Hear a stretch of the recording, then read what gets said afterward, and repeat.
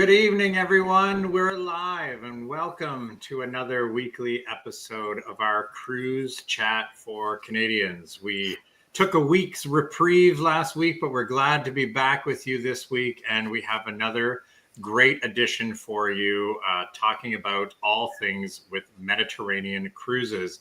I'm your host for this evening, Matt Houpy.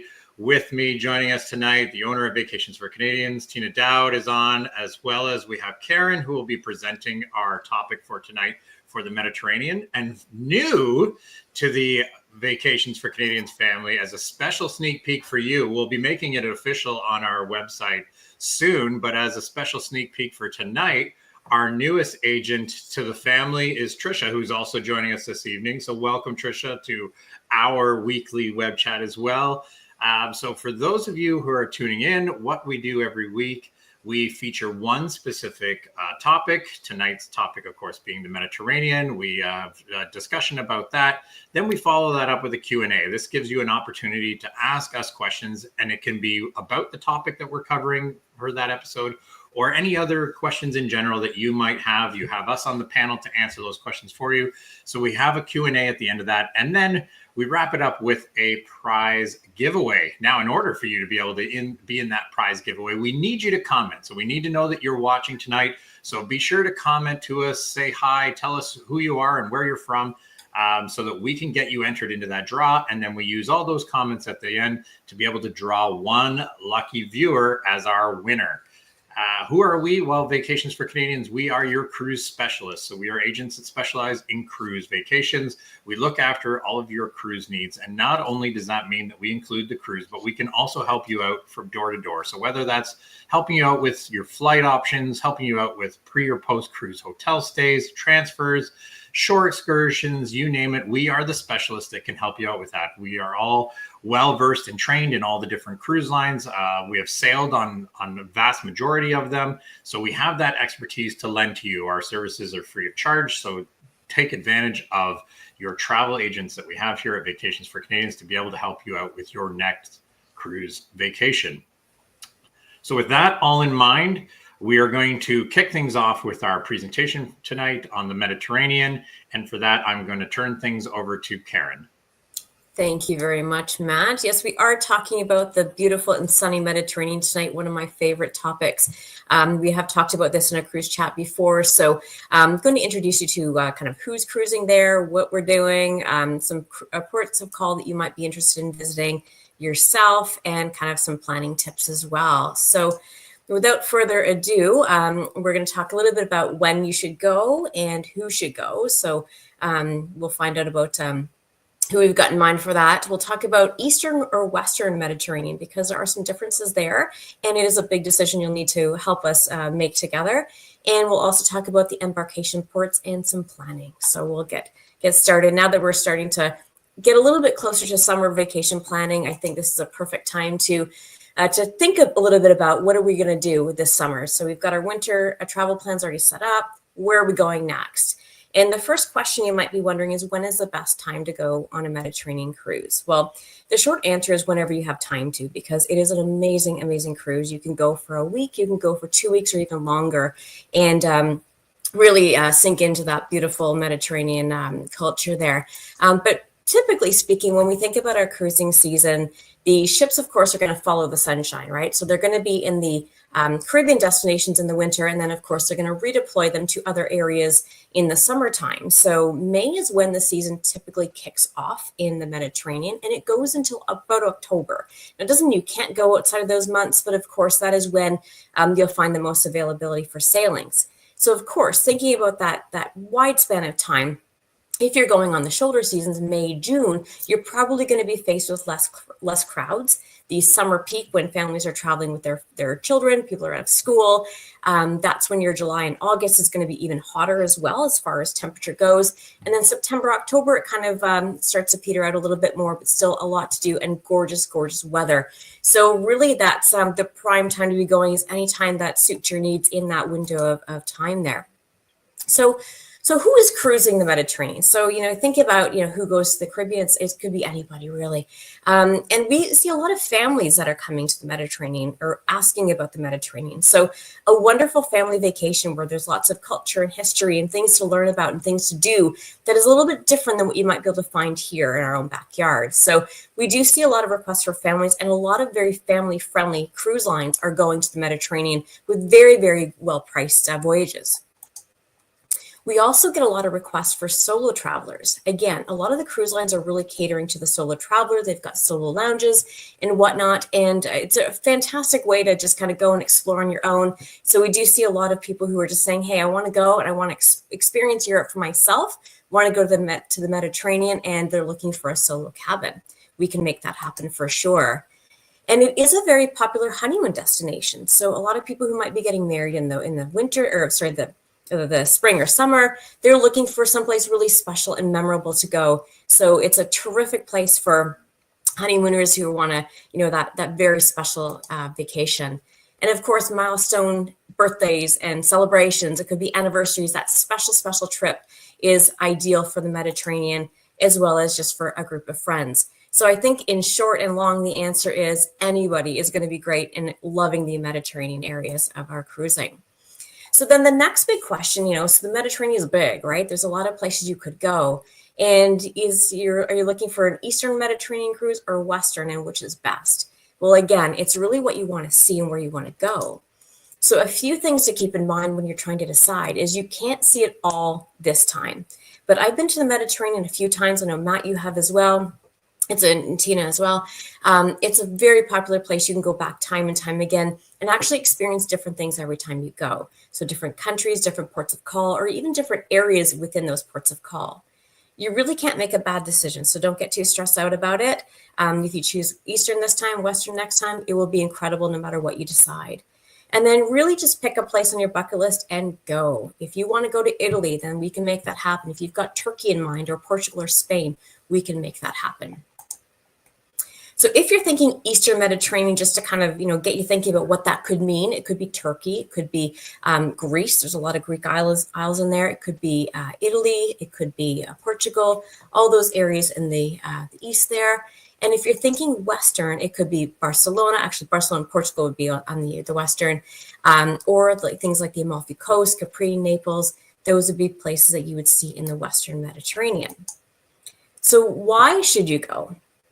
Great question. Why not, right? So first of all, I always think of the cuisine. So thinking about Mediterranean cuisine, every place you go, you're going to have something different, a different flavor, a different inspiration.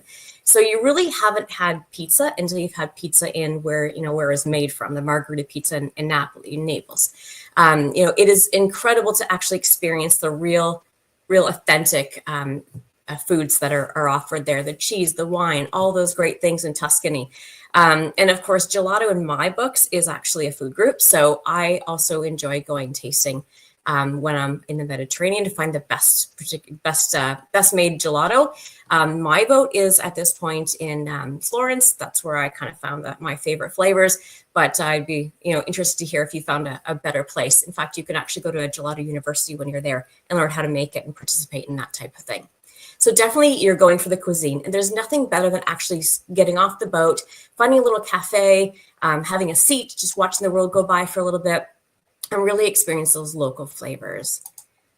The culture, there's also something very special about seeing a fado, which is a dinner and kind of dancing show in Portugal or Spain, where you see the dancing and the authentic costumes and whatnot. Or going to a local market is always a lot of fun to see what the local fairs are, seeing the fresh flowers and fruits and vegetables. Or even if you're, say, in Turkey, going to a carpet making demonstration, which is very popular. So there's a lot of things you can do experience-wise, from what you want to eat, what you want to do, and what you want to see when you're in the Mediterranean. And then it really is about that experience. To see things in a picture or in a postcard is one thing, but it truly is something else to climb the stairs of the Parthenon and actually see the view, and really to envision how things were created and seeing the ruins and whatnot, to see the mosques in Turkey, or to ride the cable cars in Portugal. There really is something special about walking up those beaten streets and you see kind of the past of the worn out footprints and whatnot. It is certainly worth experiencing for yourself. It's definitely one thing that you can read about, you can kind of watch videos about, but until you're actually there doing it, it is absolutely incredible to do. So where you might start kind of helps to direct where your cruise is going to be going. So that's the embarkation ports. And there's quite a few that you might want to consider when it comes to the Mediterranean sailing. So what we're seeing a lot more of now is in the Netherlands, actually. So we've got Rome is a popular one as well, Southampton, Greece, so Athens itself, Barcelona, as well as Ravenna near Italy. Now, a few things to note is that sometimes the embarkation ports or the places you're traveling are not actually where you're going to be wanting to visit necessarily. So you often will see that Rome is an embarkation port, but Rome is actually about an hour almost away from the port of Civitavecchia, which is where you're actually going to grab your ship. So keep in mind that sometimes it says, you're going to be going to those ports, but you actually might have a bit of travel to get there as well. A new piece of information that's coming out of the United Kingdom that you might have been hearing about, if you are starting or ending any travels there, you need to get an electronic travel authorization before you leave. So this is just a quick little form you fill out online in advance. It takes a couple of days. I know Matt's recently completed one for his travels. He said it's very simple, so I believe that to be true. I think it costs about $15. Am I in the neighborhood, Matt?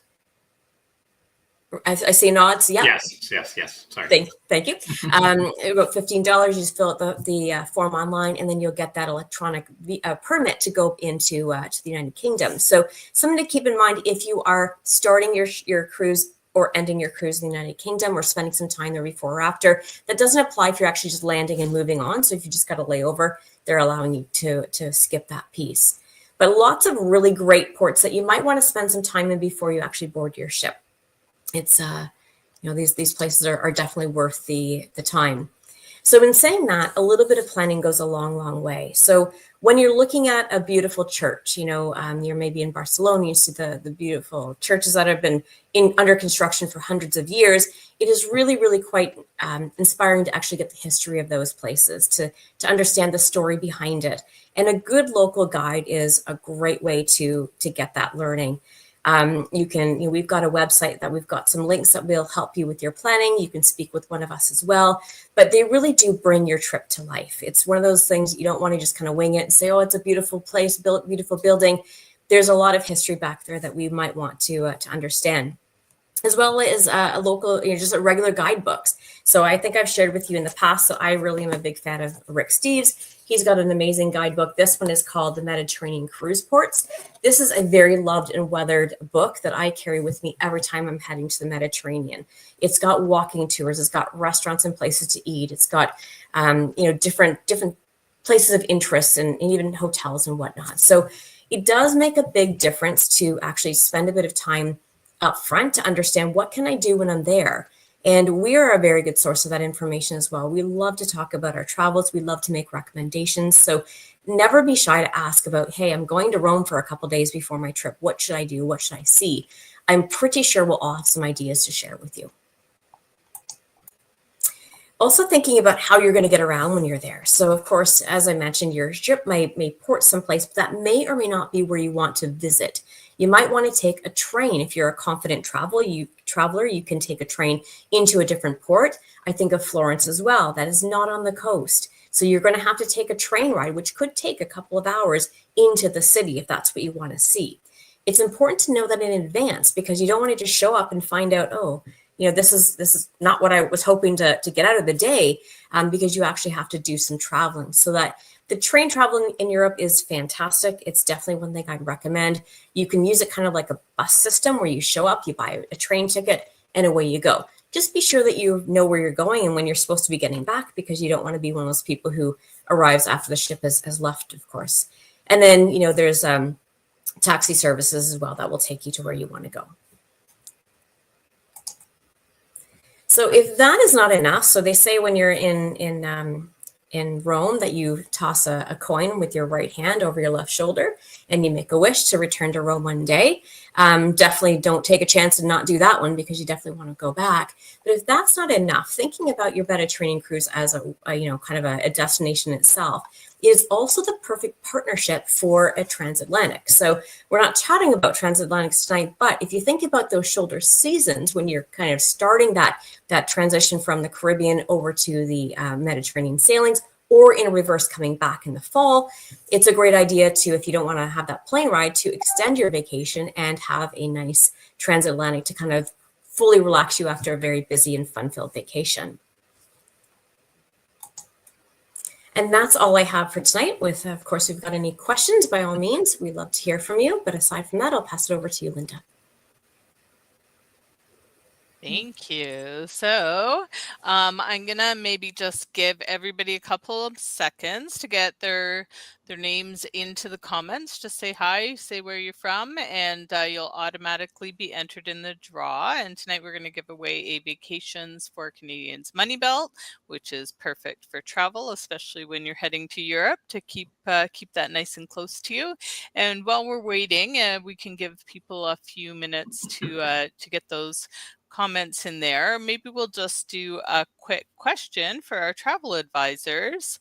And while they're answering, you guys can pop your names into the comments. So I'm going to start with this question. I think this is kind of a fun one. So what is the sort of wildest or most interesting request you've had from a client planning a Mediterranean cruise? Anything that stands out to you is kind of like off the beaten path that you were like, wow, I never expected to like try and plan that. So maybe we'll start with Matt.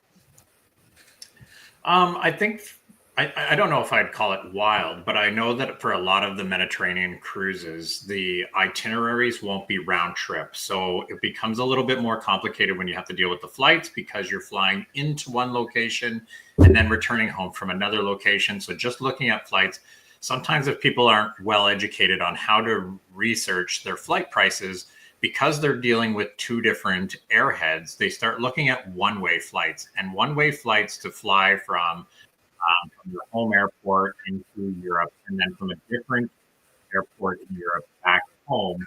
You're doing those as two one-way flights. That can become very, very expensive. So knowing how to search a multi-city airfare where you're flying on one ticket that takes you from your home airport in one city and from another city back to your home airport will greatly reduce that price. So that's always an interesting portion to a cruise request, is that air.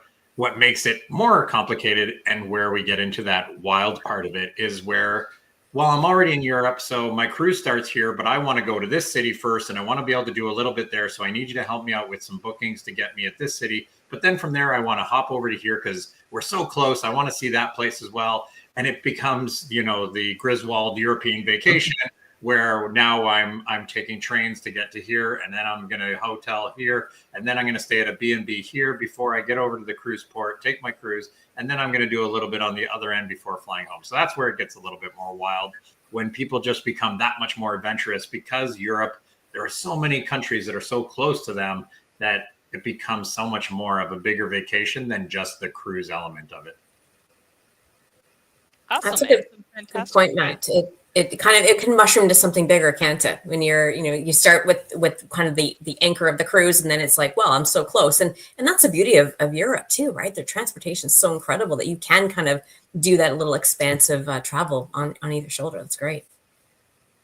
Fantastic. Okay, well, I'm going to do the giveaway because I think we've given everybody enough time, and we have a question there. Anybody else who has questions, please feel free to drop those in the comments. We have a couple of comments too that we're going to share just from our experienced cruiser. So as always, if it comes up with Vacations for Canadians, we will draw again. Otherwise, whoever comes up will be winning a money belt. Hey, all right. Congratulations, Eleanor. You are our winner.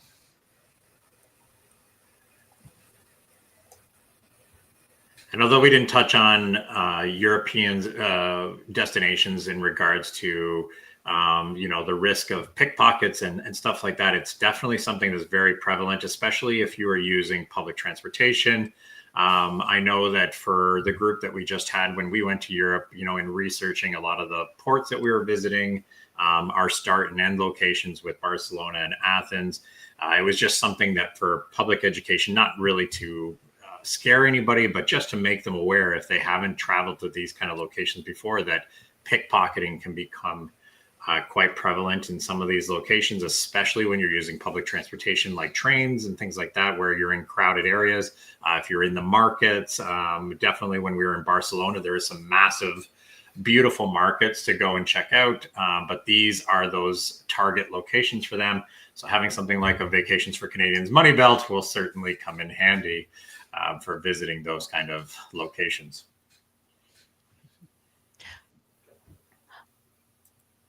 Awesome. All right. Well, we do have some questions and we have a few comments as well. So I'm going to pop up the comments first. So Laura says, my advice is to do a one-way. So I don't know if any of the agents have any insights on that or want to add to that comment about that being a great way to head to the Mediterranean. It does allow you to experience both the front end and the back end cruise ports in more detail, right? So, I mean, assuming you're going to go up a couple days in advance when you're traveling to Europe, it gives you that chance to kind of dig in and really experience where you're starting from. And then you can do that in the tail end as well. So that's kind of a nice way to extend your travels a little bit. And, to Matt's point, we can kind of be fancy with how we do the flights and whatnot. But it does allow you that opportunity to really, really experience a bit more of the land portion as well. So I always enjoy that part. And if you have the time, you don't need to rush home, then absolutely, that's a great way to do it. Great. Well, thank you for sharing, Laura. And the next one comes from Kim, who says, Santorini is beautiful. It sure is. Yeah, I was just there in October, which was a wonderful time of year to go. From talking to guests, from talking to other agents, we hear about just how much hotter it is in the summer months, and how once you get into that shoulder season, when you get into the fall, how it drops down. It's not cold, but it's definitely in a much more comfortable temperature. And when you think about Santorini, for anybody who's been there, and you have that cart path that the donkeys are on, and trying to make that trek either downwards, which is slippery, or upwards, which can be quite the climb. If you're doing that in the warmer months, that can be treacherous. Whereas, the alternative is that you have to stand in that gigantic lineup and wait for the cable cars to get you down to the cruise port. So it makes for an amazing view when you're at the top. But then you got to make that climb, and it can be adventurous, to say the least. And the path's just so narrow in Santorini that when you don't have the crowds as well, you really are able to see a lot more and experience it in a different way. So that's a great time to go. Those shoulder months, if you're able to do it, is wonderful. Amazing. Tina, Trisha, anything to add? Not really for me. We stood in the line to come back down on the cable car, but Barry decided to walk, and I'll never hear the end of it. That was not a fun walk for him. Yeah. No. It's one-way traffic for donkeys. Yeah. It's a bad idea. All right, we're going to move on to some questions now. So Marlene asks, hi there, is this a good year to visit Rome in relation to extra visitors with the Jubilee year? I'm referring to the extra visitors, or wait until 2026 to cruise. Let's start maybe with Tina this time. I don't really know the answer to this. I would have to do some research, so I'm going to defer to some people smarter than me. I don't know in specific to Rome for this event, but I have been at other locations in close proximity to high-profile events. I was in Vancouver around the same time as they were hosting the Olympics. I was just in Athens, and they were hosting a major bike race. And that has a lot of extra, like all the tourism is at an extra cost.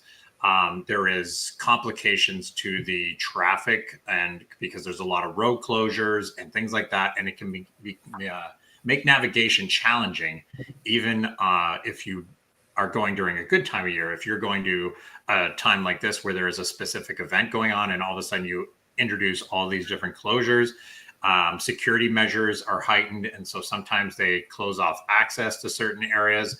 All of that can create extra troubles for when you're trying to get to any kind of landmarks and you're trying to do sightseeing and just be able to visit this at your leisure. That can become a lot more complicated. Another one, I was in Ecuador getting ready to go to the Galapagos, and they were just doing a presidential election, and there was armored vehicles around. Our hotel was surrounded by police, and we didn't know what was going on. And we found out that our hotel was being used to do the electoral vote count, and we didn't know that when we were staying there. And our hotel was cut off by police, and we had no idea why. And the entire country of Ecuador goes dry, and they have no alcohol served in the entire country during an election. So another thing that we didn't know when we were visiting. So anytime there's a major event like this, it can have ripple effects on the tourism industry. So it's definitely something to take into consideration. I actually do have something that I could add on to that, because I was in Rio during Carnival. And one of the things that we did to negate the fact that we knew it was going to be nuts was we found a tour company that did a private excursion for us. So we actually got our tickets to Carnival in box seats with transportation, and it was all private. So we actually had a fabulous experience. The city was crazy, but it was a fabulous experience.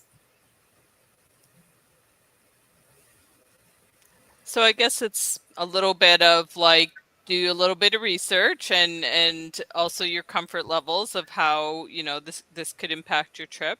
But just thinking of that, so if you're thinking about Europe this year, are we still seeing a lot of cruises available heading to the Mediterranean right now? Karen, do you want to take that? They're getting filled up really quickly, especially right now. People are focusing on that summer vacation, that summer travel, and Europe is a hot spot to go. So I'm seeing that there's limited availability on some sailings, especially the popular times of July, August. You can still get on the ship, but I don't know for how much longer there's going to be much selection. Okay, so if you're thinking Europe this summer, you probably want to reach out to someone sooner than later. So the next question comes from Donna, and she said, are there any cruises that have a stop in Sardinia? I hope I didn't mutilate that name. I'm bad for that. Matt? Yeah, you got the pronunciation perfect. I was just there this fall. So it's one of the stops in southern Italy. Absolutely gorgeous. I actually enjoyed, like when Karen was talking about the amazing food and having pizza. I actually had one of the most amazing pizzas in Sardinia, and then tried to smuggle it back onto the cruise ship and got in a lot of trouble trying to sneak my pizza back onto the cruise ship. But yes, there are definitely cruises that have stops in Sardinia. So be sure to ask us if that's a cruise port that you're interested in visiting.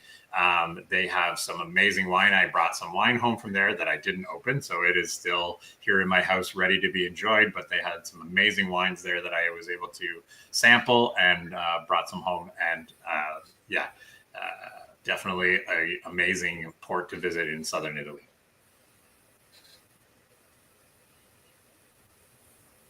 Sorry, I'm muted there. Fantastic. That's great.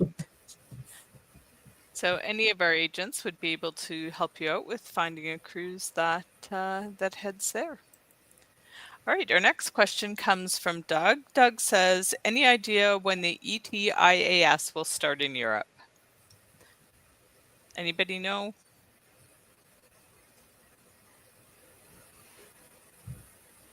I don't know if there's a start date, but I would say as soon as you see someone like the UK taking the lead on something like this, other European countries are probably sure to follow. There hasn't been any kind of listed dates on those, but knowing that the visas are already in existence for the UK, things like this tend to follow in waves because it's a security reaction. And that seems to be a very common conversation that's happening right now with border security.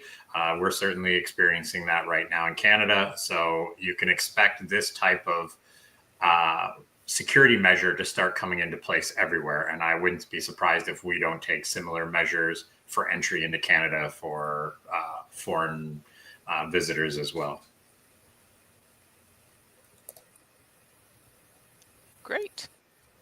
Anybody, I guess we don't have a firm answer on that, but hopefully that was helpful at the very least. And right now I don't see any other questions in there, so we'll give you some time to pop those in there. And while we're waiting, maybe we can just go around and we'll start with Tina, and just tell us your top destination in the Mediterranean to visit for you. Can we do top for Western and top for Eastern? Sure, we're flexible here. I knew you were going to ask that question, Linda, and I can't decide. So they're just so different, right? And there's just there's just so much. And even when Karen was doing her presentation, I've been in the Med numerous times, and I was looking at some of those spots going, I haven't been there yet. So clearly I haven't done the Med fully. Yeah, there's just so much. It's you could probably spend a year over there just to see it all. But okay, back to your question. Sorry. Do we have an answer? On the Western, I'm going to say Barcelona, and I just love the culture. Oh no, did I take yours, Matt? Sorry, we can have the same answer. I just love the culture. I love the buildings. You know, the architect. It's just such a cool, vibrant city. I just love Barcelona. And then for the Eastern, I'm not even going to be able to nail it down to the city, but I'm going to go with Greece. And it's just for all the food for me. It's all about the food. I've never eaten so well. It's just vegetables and, chicken and, make me hungry. Yep, it's all about Greece for me, for the Eastern. That's my answer. Amazing. Karen? I love Italy. I really love Italy. There's not a place in Italy I haven't been that I wouldn't say I would want to go back to. It's the food, it's the people, it's the everything about it. You know, if I had to pick specifically, I'm a big fan of Venice. I find it's just such an incredible city. But anywhere in Italy is a place I would go back in a heartbeat to. Amazing. And we're gonna give Trisha a pass tonight because she's just observing. She just joined the team and we don't want to put her on the spot. So we're gonna skip by Trisha and head over to Matt.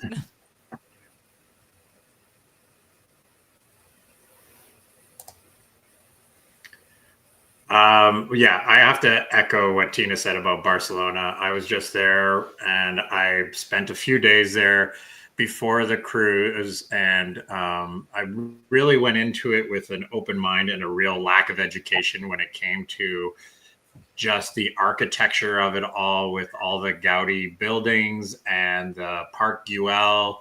And I really just went into it with an open mind that I was going to try to see as much as I could see.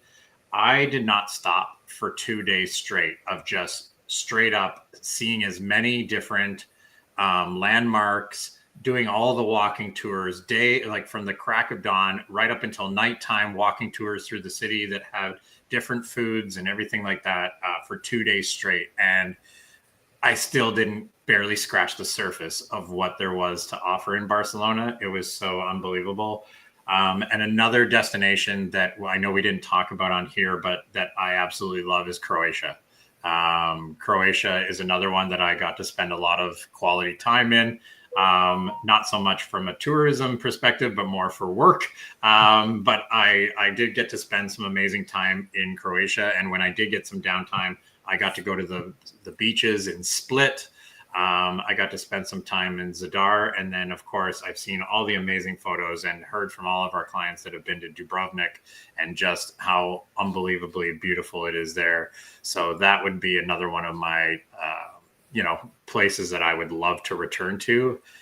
So, it's really good if you want to go back after spending time there. And like, for me, even living there for a little while. Too many good choices, isn't it? You can't go wrong. I think that's the answer. You just can't go wrong. You can't go wrong. Like every place is amazing. So on that note, because we don't have any more questions and we're going to probably wrap up early tonight, but I am going to ask, because you've all traveled to the Med and to Europe, what is your best tip, or a good tip? It doesn't have to be your best one. You don't have to share your best, but if you can all maybe share a tip for traveling in Europe as far as like how to get the most out of your vacation, or a packing tip, or whatever you like. Just a great tip that is a great takeaway for our viewers tonight. Maybe we'll start with Karen this time. I think my tip would be talk to your agent, because we have a lot of them. And, I think about when people are going to Santorini, I know that we've got a guide that I can recommend, or, people who we've used in our own personal travels. We are a wealth of information, and it really does make a difference if you can talk to somebody who's been there and actually experienced it. And we've all had that experience, and we'd love to share that with you. So I think it's really a matter about talking about what really interests you and making sure that you're able to get the most out of your vacation, and giving you pointers along the way to do that. So it's kind of a roundabout answer to say, just chat with people who know. That's a fantastic tip. Matt, do you have anything to add to that? Yeah, I would say just to do your own research. I would say that for a lot of the Caribbean cruises and stuff like that, I will defer so much to the cruise line and be like, okay, I'll just pick some shore excursions with them and let them, pick for me kind of where I'm going to go, because a beach is a beach is a beach. So it's fine. I'll go wherever. We'll just find one that's reasonably priced and has a beach chair and offers me a couple drinks. But with the Mediterranean, every port, you're in a new country, or you're in a new culture, or there's a whole new type of dining and like food options. And there's so much history in a lot of these places that are almost at your fingertips the second you walk off the ship. So doing your research, and even to like what Marlene was asking us about the Jubilee, having that knowledge going in and knowing that there's all these different events that are going on and that you might want to either avoid them or attend them. So having your research, that'll help factor into your travel decisions and what you want to do with your time off ship. That will pay dividends that you wouldn't believe. That's a great answer. Tina, anything to add to that? Yeah, of course there is. My number one tip, and maybe I'm a little biased, but I'm going to say to cruise, because I've done Europe by land and I've done other locations by land, and it's a lot of work to plan everything out. The cruise, make sure you know where you want to go. Get your cruise that gets you to as many spots as you can, and just enjoy the ship, and then you can run around like a chicken with your head cut off when you're in port trying to see everything. But then get back on the ship, go for a nice dinner, have a nice relaxing night. It's just, and you're not stressed out. You're not trying to find a restaurant, or it's such a different experience. So that's my first tip. My second one is, if you can swing it, to do an elevated excursion. And what I mean by that is, there's companies out there that will do small group or even private tours. So if you are going to the Colosseum in August, it's going to be busy. So that might be the day that you make sure you get your private city tour of Rome, and you bounce around and you get to see everything, and they know the best times to go. Okay, we're going to hit this place first because it gets the busiest today. And these guys know this is what they do. So if you can swing it, even if it's just for 1 or 2 stops, I would absolutely say that's what you need to do. That is great advice, and this isn't an everyday trip that you're going to make. So it's worth the investment, I think, if you can, to give yourself that experience that'll last a lifetime. All right, so I think that wraps up our Ask Me Anything, because we don't have any more questions in the chat. So I'm going to pass it back to Matt. Look at that. We're done early. Well, as always, you know that we're also available. We'll have our next cruise chat next week, February 12th, same bat channel, same bat station, 7 p.m. But in the meantime, if any questions do come up that you haven't thought about tonight that you want to reach out to us, you can always reach out to us. You're available through the agency telephone number, which is 289-812-2355. You can reach out to us by email, either with an agent that you're already working with, or if you don't have an agent that you're already working with, you can reach out to sales@vacationsforcanadians.com. Or all of this fantastic information is available on our website at www.vacationsforcanadians.com. And certainly you can check out on there all of our exclusive discounted rates, especially for itineraries that are in the Mediterranean. We're already starting to see some of our groups disappear for the early shoulder season of the Mediterranean. So if you're looking for the Med, then you're looking for summer or fall. There are some cruise lines that do Mediterranean sailings year round. So sometimes those are even at a better price point as you get into the lower peak season, off season for those types of itineraries. So be sure to look for those on our website as well. Thank you so much for taking the time to join us this evening. Thank you to Trisha for joining us for the first week. Karen, great presentation. And Tina, as always, for joining us. And Linda, who runs the entire program behind the scenes for us to keep us all on track and on time every single week. Until next Wednesday, thank you and good night. Good night.